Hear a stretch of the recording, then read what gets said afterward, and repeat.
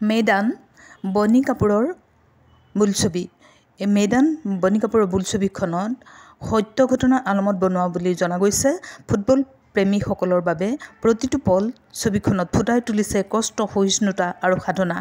আৰু মেইন এক্টৰত আছে অজয় দেৱগন। অজয় দেৱগনে অভিনয়ৰ দ্বাৰা ফুটাই তুলিছে হুবহু সত্য ছবি হিচাপে, আৰু তেওঁ সাক্ষী হৈ ৰৈছে গোটেই ভাৰতবৰ্ষত বা ইণ্ডিয়াতে, গোটেই দেশত বিয়পি পৰিছে এই ছবিখনৰ যি সত্যতা, আৰু যি ইণ্ডিয়া টীমে হাৰি হাৰি জিকিছে সেয়া ছবিখনত প্ৰকট কৰি দেখুৱাইছে। আৰু খেলুৱৈসকলৰ উদ্যম, উৎসাহ আৰু উদ্দীপনা যোগাইছিল অজয় দেৱগনে। তেওঁ অভিনয়ৰ দ্বাৰা প্ৰকট কৰি তুলিছিল ইণ্ডিয়া টীমটোক জিকাবৰ বাবে, তেওঁলোকক অনুপ্ৰেৰণা যোগাই আছিল।